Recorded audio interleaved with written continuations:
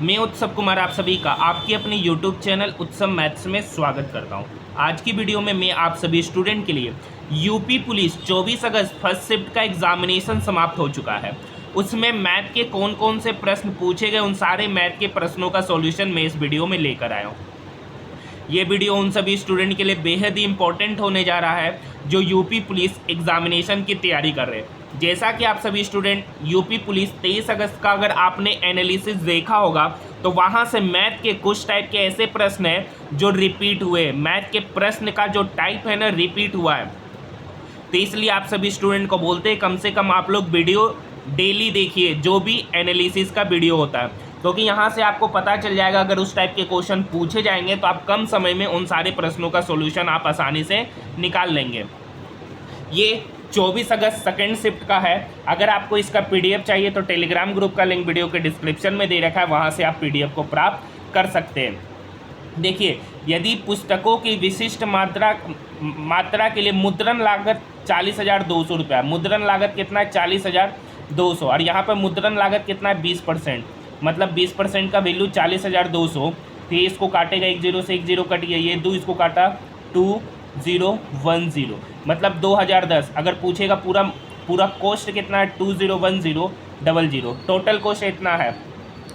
प्रचार पर कितना खर्च आ रहा है 10%, यानी कितना हो गया 2,01,000 का अगर हम 10% निकालेंगे, 2,01,000 का 10% निकालेंगे तो 20,100 हो जाएगा। ऑप्शन नंबर सी इसका सही उत्तर है। क्वेश्चन का आंसर भी मिलाते चलिएगा आप लोग, ये वही क्वेश्चन है।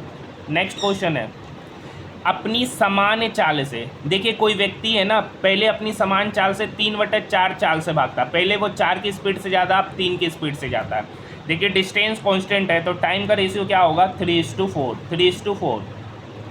तो अपने कार्यालय पहुंचने में 15 मिनट देर पहुंचता है। यहाँ पे कितना देरी से पहुंच रहा है 1 मिनट, और यही 1 मिनट का वैल्यू कितना दे रखा है 15 मिनट। उसे अपने घर और कार्यालय के बीच की दूरी तय करने में लगने वाला समान समय कितना है 3 यूनिट। एक यूनिट का वैल्यू 15 मिनट, तो 3 यूनिट का वैल्यू कितना हो जाएगा 45 मिनट हो जाएगा। इस क्वेश्चन का सही उत्तर option number B. Next question फिर से पाई चार्ट का क्वेश्चन है। ठीक है, दिया गया पाई चार्ट एक परिवार के घरेलू व्यय को दर्शाता है। यदि दिया गया परिवार की कुल मासिक आय, देखिए यहाँ मासिक आय दे रखा 32,500, तो पूछ रहा है भोजन और मनोरंजन पर कितना राशि खर्च हो रहा है। तो भोजन और मनोरंजन पर 36% की राशि खर्च हो रही है। 32,500 दे रखा है, ये टोटल है इनकम है, उसमें से इनकम का 36% खर्च कर दे रहा है, तो बचेगा कितना 00 से 00 क्या हो गया, कट गया। अब 32,500 को जब हम 36 से गुना करेंगे, 32,500 को जब हम एक बार 36 से गुना कर लेते हैं साइड में, तो इसका सही उत्तर कितना निकल के आ जाएगा 11,700। जब 32,500 को आपस में मल्टीप्लाई करेंगे तो इसका उत्तर निकल के आ जाएगा 11,700, जो कि आपका ऑप्शन नंबर सी में नजर आ रहा है। नेक्स्ट क्वेश्चन की ओर हम लोग बढ़ रहे हैं।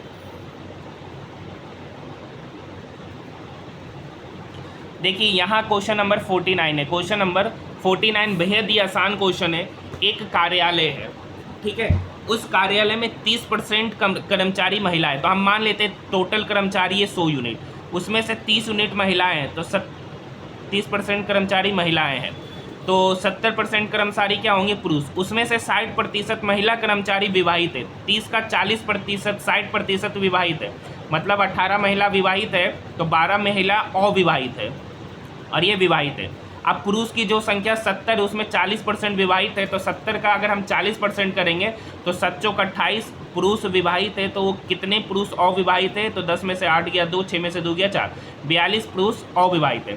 पूछ रहे हैं अविवाहित कर्मचारियों का प्रतिशत, तो 12 महिला अविवाहित है और 42 पुरुष अविवाहित है, ये हो गया 54। 100 का समान था 54 में, मतलब 54% यहाँ पर महिलाएं 54% कर्मचारी ऐसे हैं जो अविवाहित है।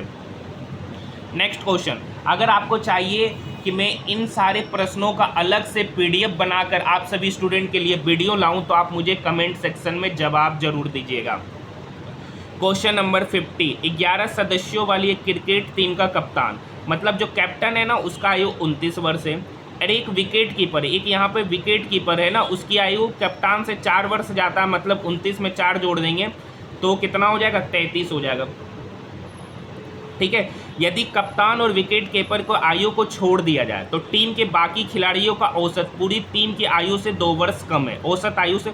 तो मान लेते 11 सदस्यों की औसत आयु x है, तो इसका टोटल आयु का योग कितना होगा, 11x। अब इस दोनों को हटाने बोल रहा है, तो कर्मचारी कितना हो गए, सॉरी खिलाड़ी कितना हो गए 9, और औसत आयु 2 घट जा रहा है, मतलब x ना हो गए कितना हो जा रहा है, x - 2। तब आयु का योग कितना हो जाएगा, 9x - 18। तो जब 11x में से 9x - 18 को घटाएंगे तो 11 - 9x + 18 ये बराबर होगा इस दोनों की आयु का योग। तो 33 + 29, 13 9 12, 3 2 5 और 1 6। तो यहाँ से 2x बराबर पता चल गया। 62 में से 18 जब हम घटा देंगे तो 12 में से 8 गया 4 और 5 में से 1 गया 4। तो 2x बराबर 44, x बराबर कितना पता चल गया, 22। x बराबर पता चल गया 22। तो पूछ रहा है टीम की औसत आयु, और टीम की औसत आयु को ही x माने थे, जो कि यहाँ 22 निकल के आ गया है। इसका सही उत्तर option number C. Next question हम लोग मैथ का देखेंगे। ये अभी रीजनिंग के प्रश्न है। आप देखिए, अगर रीजनिंग का सॉल्यूशन काफ़ी इजी क्वेश्चन आपके एग्जामिनेशन में पूछे गए, इजी टू मॉडरेट क्वेश्चन है। हम लोग मैथ की क्वेश्चन ओनली बात करेंगे। मैथ के सारे प्रश्नों का सॉल्यूशन हम लोग इस वीडियो में देखेंगे। अगर आपको वीडियो पसंद आ रहा है तो चैनल को सब्सक्राइब जरूर कीजिएगा, साथ ही साथ इस वीडियो को अपने दोस्तों के साथ शेयर जरूर कीजिएगा। यहाँ पर देखिए, ये हिंदी के प्रश्न है। हाँ, क्वेश्चन नंबर 132। क्वेश्चन नंबर 132 देखिए, एक कारखाने में 60% श्रमिक 30 वर्ष से अधिक आयु के हैं। तो हम मान लेते हैं 100, एक कारखाना में 100 कर्मचारी है, ठीक है। उसमें से 60 कर्मचारी ऐसे हैं जिनकी आयु क्या है, 30 वर्ष से अधिक है। आयु क्या है, 30 वर्ष से अधिक है, ठीक है। अब और उनमें से 75% पुरुष है। इस मतलब 60 आदमी तो है, उसमें से 75% पुरुष है। तो 60 का अगर हम 75% निकालेंगे, कितना निकालेंगे, 60 का 75%। तो बताइए 60 का 75% कितना होता है,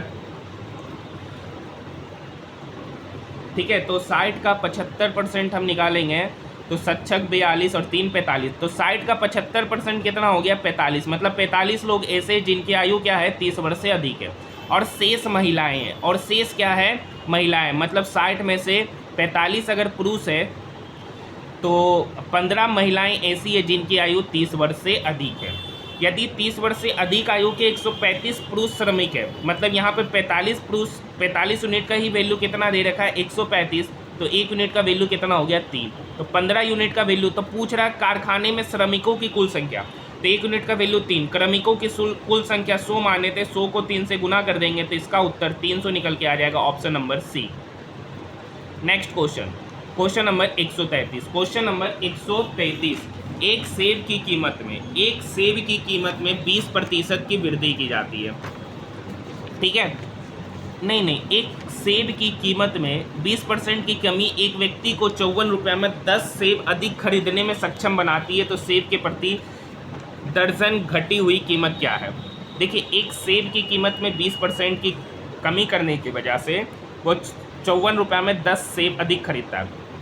कमी कितना हुआ, देखिए 20%। 20% का फ्रैक्शन वैल्यू होता है 1/5, ठीक है। तो कमी मतलब 20% की, एक सेब की कीमत में 20% की कमी होती है, ठीक है। तो पहले वो 4 का सामान खरीदता था, 4 यूनिट सामान खरीदता था, अब वो 5 यूनिट सामान खरीदेगा क्योंकि उसकी कीमत में कमी हुआ है। तो वो खरीदेगा कितना ज़्यादा सामान, तो 5, ठीक है।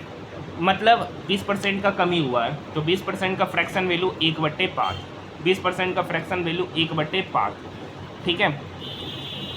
तो प्राइस जो था ना, पहले प्राइस 5 यूनिट था एक सेब का, अब हो गया 4 यूनिट, ठीक है। तो वो क्या होगा, खरीदेगा ज़्यादा। ये क्या हो गया, अमाउंट है।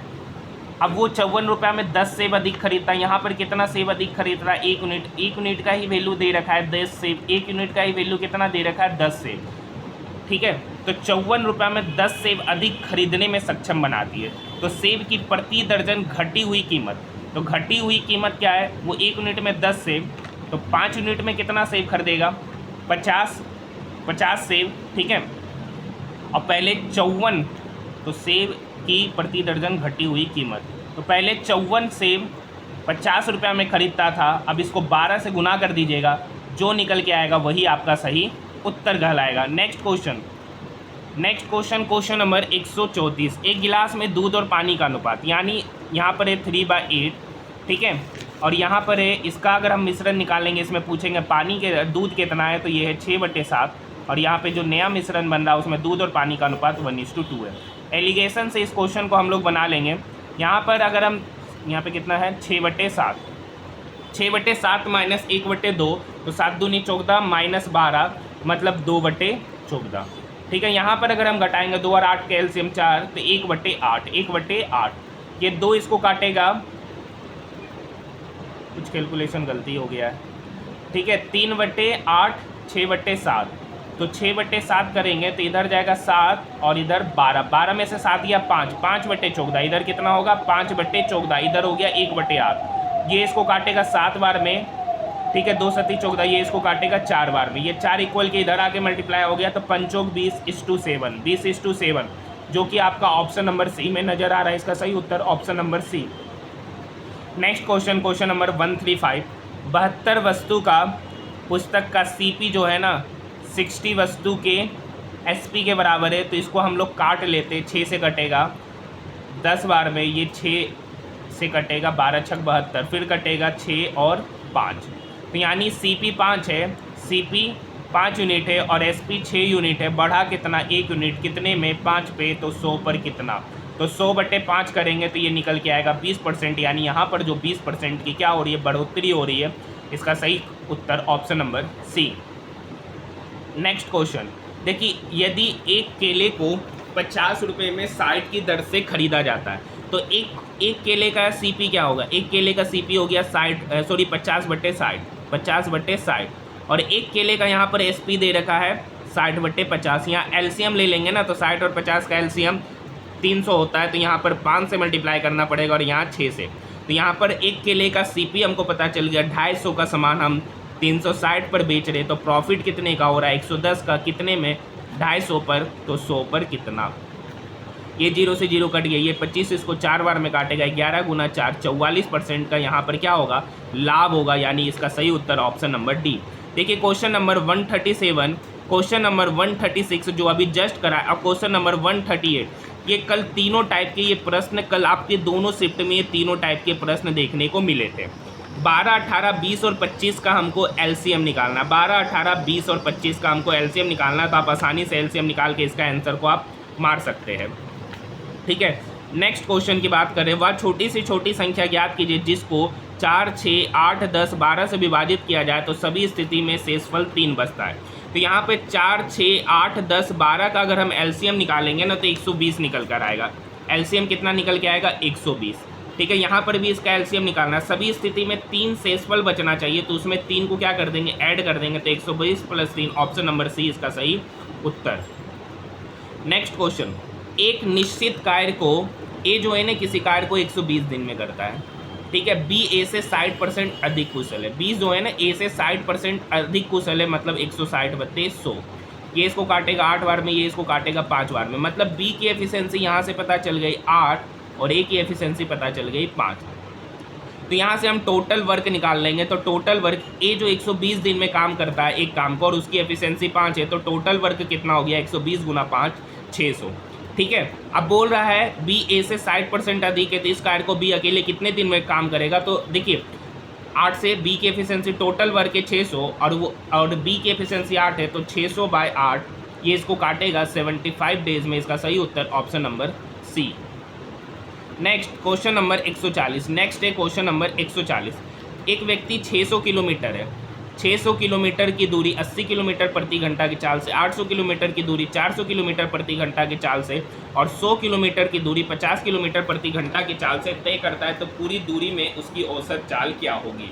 तो यहाँ पर हम क्या करेंगे, टोटल डिस्टेंस, एवरेज स्पीड निकालना है, तो एवरेज स्पीड बराबर होता है total distance by total time taken, तो 600 + 800 + 100, तो टोटल डिस्टेंस हो गया 1500 किलोमीटर, ठीक है। अब इस 1500 किलोमीटर को ये 600 किलोमीटर की दूरी 80 के स्पीड से कर रहा है, 600 किलोमीटर की दूरी 80 के स्पीड से जा रहा है, तो यहाँ पर अगर हम इसका रेशियो लेंगे ना, तो तो ये 15 बार में कटेगा, ये 2 बार में, तो 15/2 मतलब 7.5 घंटा, मतलब 7.5 घंटा। यहाँ पे 400 किलोमीटर की 800 किलोमीटर की दूरी 400 किलोमीटर की स्पीड से जा रहा है, तो यहाँ पर टाइम लग रहा है 2। यहाँ पर भी 100 किलोमीटर की दूरी 50 किलोमीटर पर आवर की स्पीड से जा रहा है, तो यहाँ भी टाइम लग रहा है 2। तो ऊपर हो गया 1500 किलोमीटर का डिस्टेंस और नीचे हो गया 2 2 4 7 4 11 11.5। बस इस कैलकुलेशन को आप कर लीजिएगा, डेसिमल हटा तो यहाँ आएगा, ये इसको काटेगा 23 बार में, ये इसको काटेगा 5×15, 300 पर 00, तो यानी 3000 डिवाइडेड बाय 23। इसका कैलकुलेशन आप साइड में कर लीजिए, ठीक है। जब 3000 को हम लोग 23 से डिवाइड करेंगे तो 23 एकम 23, ऊपर में चला गया 7, ठीक है। तो ये लगभग आपका 130 पॉइंट समथिंग निकल के आएगा, फिर लगेगा 3 बार में, तो 130 पॉइंट समथिंग, जो कि आपका ऑप्शन नंबर ए में नज़र आ रहा है, यानी इसकी जो एवरेज स्पीड होगी वो आपका क्वेश्चन नंबर ए होगा। नेक्स्ट क्वेश्चन की हम लोग बात कर रहे हैं, ए किसी कार्य को पूरा करने में बी की तुलना में 50% अधिक समय लेता है। मतलब ए जो है ना, बी के तुलना में 50% अधिक समय लेता है, ये समय का रेशियो है, ये किसका रेशियो है, ठीक है। तो ये 3 और ये 2, मतलब ए किसी काम को अगर 3 यूनिट टाइम में कर रहा है तो बी उसी काम को 2 यूनिट टाइम में करेगा। तो एफिशिएंसी क्या होगा, तो ए की एफिशिएंसी होगा 2 और बी की एफिशिएंसी होगा 3। ये एफिशिएंसी का रेशियो है और ये टाइम का रेशियो है। यदि वे एक साथ काम को पूरा करने में 27 दिन लेते, वे एक साथ काम को पूरा करने में कितना दिन ले रहा है, 27 दिन। ए प्लस बी किसी काम को साथ में करते तो 27 दिन में करते, और उनकी एफिशिएंसी कितना है, तो 2 + 3 5, तो टोटल वर्क यहाँ से पता चल जाएगा 27 × 5। पूछ रहा बी अकेला इस कार्य को कितने दिन में करेगा, तो यहाँ से जब टोटल वर्क पता चल गया और बी की एफिशिएंसी यहाँ 3 है, तो इस 3 से हम क्या करेंगे, डिवाइड कर देंगे, तो 3 × 27, 9 × 5 करेंगे तो 45 डेज निकल कर आ जाएगा। इस क्वेश्चन का सही उत्तर ऑप्शन नंबर बी कहलाएगा। देखिए ये बिल्कुल आसान क्वेश्चन पूछा है, चक्रवृद्धि ब्याज पर 3000 की राशि 2 वर्षों में 6000 हो जाती है, तो 4 वर्षों के लिए ब्याज कितना होगा, 4 वर्षों के लिए ब्याज कितना होगा। इस क्वेश्चन को आप बना के आंसर निकाल लीजिएगा। पुस्तक के अंकित मूल्य पर 12% की छूट दी जाती है। मान लेते कि उसका अंकित मूल्य 100 है, उस पर 12% का छूट दिया, मतलब 88। एक दुकानदार 21% का लाभ अर्जित करता है, यदि वह छूट नहीं देता, मतलब 21% का लाभ अर्जित किया, तो मान लेते कि सीपी एक्स है, उस एक्स पर वो 21% का लाभ अर्जित किया, मतलब 121% का वैल्यू ही यहाँ पर एसपी कितना है, 88। ये 11 से कटा, ये 8 बार में कटा, ये x बराबर यहाँ निकल के आ गया 800/11। 800/11 मतलब 11 × 7 = 77, 3 11 दूनी 22, 22 8 11 × 7 = 77, मतलब 72.7%, मतलब 72.7 यूनिट उस वस्तु का सीपी था, और उसको बेच कितने में रहा, एक दुकानदार 21% का लाभ अर्जित करता है और उसको बेच रहा 88 यूनिट पे, तो मतलब 88 में से अगर घटाएंगे 72.7 को, तो 8 में से 7 गया 1, सॉरी 10 में से 7 गया 3, और यहाँ हो गया 7, 7 में से 2 गया 5, और 8 में से 7 गया 1, 15.3 डिवाइडेड बाय 72.7 × 100, ठीक है। तो ये लगभग 15-25, ठीक है। एग्जैक्ट आंसर निकालना है, नहीं, यदि या छूट नहीं देता, सॉरी बोल रहा है 72.7 उसका खरीद है, 72.7 उसका खरीद है। यदि बोल रहा है छूट ना देता तो उसको बेचता कितना में, 100 में, तो 100 का सामान 72.7 में बेच रहा है, मतलब लगभग यहाँ पर जो छूट दे रहा है वो 207.3 का प्रॉफिट कमा रहा है, कितने पर, 72.7 पे, तो 100 पर कितना। इस कैलकुलेशन को आप कर लीजिएगा, यही आपका सही उत्तर होगा। ऐसे हम साइड में थोड़ा सा कर लेते हैं, 27.3 डिवाइडेड बाय 72.7 को जब मल्टीप्लाई करेंगे, डिवाइड करेंगे, तो 37 पॉइंट समथिंग आएगा, 37.5% आएगा, जो कि आपका ऑप्शन नंबर डी में नज़र आ रहा है। देखिए स्क्रीन में जगह नहीं है, अगर आप चाहते हैं कि मैं अलग से इसका PDF बना दूं इन सारे प्रश्नों का, तो आप मुझे कमेंट सेक्शन में जवाब दीजिएगा।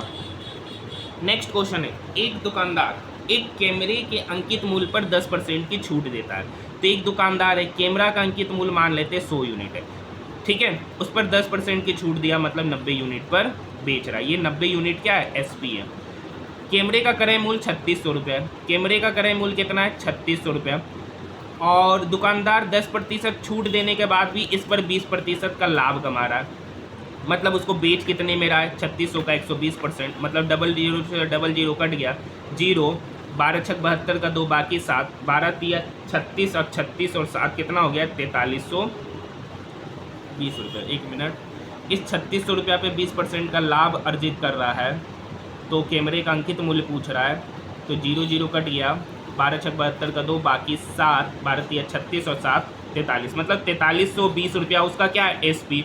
यहाँ पर एसपी कितना दे रखा है 90 यूनिट, यही 90 यूनिट का ही वैल्यू कितना दे रखा है 4320। तो 1 0 से 1 0 कट गया, 1 यूनिट का वैल्यू कितना हो गया 9 चौक 36, 9 8 72, 1 यूनिट का वैल्यू हो गया 48। एमपी कितना माने, मार्क प्राइस कितना माने 100 यूनिट, 1 यूनिट का वैल्यू 48, तो 100 यूनिट का वैल्यू कितना होगा 48 गुना 100, मतलब 4800 रुपया इस कैमरे का एमपी है, जो कि आपका ऑप्शन नंबर सी में नजर आ रहा है। नेक्स्ट क्वेश्चन की हम लोग बात करेंगे। Question number 147। क्वेश्चन नंबर 147, एक साझेदारी में एक पूंजी का 1/6 हिस्सा, ठीक है, एक पूंजी का 1/6 अच्छा 1/6 समय के लिए, मतलब एक साल में 12 महीना होता है, तो 12 का 1/6 मतलब 2। वाई जो है ना, टोटल पूंजी का 1/3 हिस्सा 1/3 समय के लिए, तो 12 का 1/3 हिस्सा मतलब 4 मंथ के लिए लगाता है, ठीक है। और जेड पूरे समय के लिए, जेड जो लगा रहा है पूरा का पूरा 1 साल के लिए लगाता है, पूरा का पूरा 1 साल के लिए लगाता है, ठीक है, क्योंकि यहाँ पर हम इसको महीने में कन्वर्ट कर रहे हैं, तो इसको भी महीने में कर दीजिए, तो 12। अब वो जो कितना कर रहा है शेष पूंजी, तो ये 1/6 हिस्सा निवेश किया, ये 1/3 हिस्सा निवेश किया, तो 1/6 प्लस 1/3 कितना हो जाएगा 3 दूनी 3, मतलब 1/2 हिस्सा निवेश कर दिया, तो बचा कितना हिस्सा 1/2 हिस्सा, ठीक है। तो यहाँ पर इनका रेशियो अगर हम ले लेंगे, तो यहाँ पर रेशियो हो गया 1/3:4/3:6, ठीक है। यही इनका प्रॉफिट का रेशियो होगा, 1/4:6 या 18। इनके प्रॉफिट का रेशियो यहाँ पर कितना दे रखा 1/4:18, और एक्चुअली में कितना दे रखा है 23,000 दे रखा। उनका अर्जित लाभ कितना है 23,000, तो 18 4 22 और 1 23, मतलब 23 यूनिट का ही वैल्यू कितना दे रखा है 23,000 दे रखा है, तो 1 यूनिट का वैल्यू कितना हो गया 1000। पूछ क्या रहा वाई का हिस्सा, तो वाई का हिस्सा कितना यूनिट है 4 यूनिट, तो 4 यूनिट का वैल्यू कितना हो जाएगा 4000। ऑप्शन नंबर बी इसका सही उत्तर है। नेक्स्ट क्वेश्चन यहाँ पर कह रखा है, question number 148, A B C D E 5 क्रमागत विषम संख्याएं, तो उनका औसत ज्ञात कीजिए। तो मान लेते हैं यही है इसका पहला नंबर, पहला विषम संख्या ए है, तो दूसरा विषम संख्या a+2 होगा, तीसरा a+4 होगा, चौथा a+6 होगा, अब पांचवा a+8 होगा। तो उनका औसत निकालना है, तो इन सभी संख्याओं का सम करके टोटल संख्याएं 5 है, उस 5 से क्या कर देंगे डिवाइड कर देंगे, तो इधर हो गया सबको जोड़ेंगे, तो 5a+20 डिवाइडेड बाय 5, तो 5a+20 डिवाइडेड बाय 5, तो a+4, क्योंकि इस टर्म को जब हम 5 से डिवाइड करेंगे तो कितना निकल के आएगा a+4, जो कि आपका ऑप्शन नंबर बी में नज़र आ रहा है। नेक्स्ट क्वेश्चन, 3 संख्याओं में से दूसरी पहली की दुगनी, मान लेते 3 संख्या है, उसमें से जो दूसरी संख्या है ना वो पहली संख्या का दूसरी पहली की दुगनी है, दूसरी पहला का दोगुनी है, तो यहाँ से फर्स्ट टर्म बटे सेकेंड टर्म का जो रेशियो निकल के आएगा 2/1। एक और लाइन है कि फिर से दूसरी संख्या जो है ना वो तीसरी का 3 गुना है, तीसरी का 3 गुना है, तो यहाँ से सेकेंड नंबर बटे थर्ड नंबर का रेशियो 3:1 आएगा। यहाँ पे देख सकते हैं जो सेकेंड नंबर है ना वो 1 यूनिट है, और यहाँ पे सेकेंड नंबर है 3 यूनिट। तो इस रेशियो को सेम करने के लिए ऊपर में 3 से मल्टीप्लाई करेंगे, और यहाँ पर यहाँ पर हमको फर्स्ट बटे सेकेंड लाएंगे, तो 1/2 होगा। फर्स्ट बटे सेकेंड का रेशियो जो होगा 1/2 होगा। रेशियो सेम करना है तो यहाँ 3 से मल्टीप्लाई करना पड़ेगा, और यहाँ 2 से, तो ऊपर में 3 से मल्टीप्लाई करेंगे तो 3, फर्स्ट नंबर हो गया 3, दूसर का होगा 6, और तीसर का होगा 2, मतलब 3:6:2 के रेशियो में वो संख्या। और ये 3 संख्याओं का औसत यहाँ 44 दे रखा है। यहाँ 3 संख्याओं का सम कितना 11 यूनिट, इस 11 यूनिट का औसत 44 है, तो वो 11 यूनिट का वैल्यू क्या होगा 44 गुना 3, तो 1 यूनिट का वैल्यू कितना पता चल गया 11 चौक 44, मतलब 1 यूनिट का वैल्यू पता चल गया आपका 12। पूछ रहा है सबसे बड़ी संख्या, तो सबसे बड़ी संख्या किस यूनिट में 6 यूनिट में, 1 यूनिट का वैल्यू 12, तो 12 यूनिट का वैल्यू कितना होगा 12 गुना 6 72। इसका सही उत्तर ऑप्शन नंबर ए में है, ठीक है। नेक्स्ट क्वेश्चन और यूपी पुलिस 24 अगस्त फर्स्ट शिफ्ट का मैथ का आखिरी क्वेश्चन। अगर आपने अभी तक चैनल को सब्सक्राइब नहीं किया तो चैनल को सब्सक्राइब कर लीजिएगा। देखिए, दूध और पानी का 2025 लीटर का मिश्रण है, जिसमें दूध और पानी का अनुपात 12:13, यानी 25 यूनिट का वैल्यू ही 2025 दे रखा है। तो 1 यूनिट का वैल्यू कितना होगा? 1 यूनिट का वैल्यू 25 × 225 एकम 25, मतलब 1 यूनिट का वैल्यू कितना हो गया? 81। अब बोल रहा है ना, पहले दूध और पानी का रेशियो 12:13 के अनुपात में था, अब 12:15 के अनुपात में हो गया।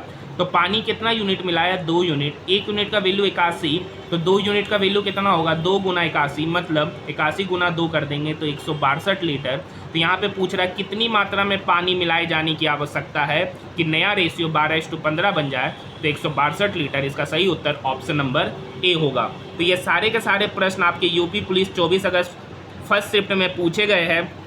इसका पीडीएफ टेलीग्राम ग्रुप का लिंक वीडियो के डिस्क्रिप्शन में दे रखा है, वहाँ पर पीडीएफ को अपलोड कर दिया जाएगा। तो आज के लिए इतना ही।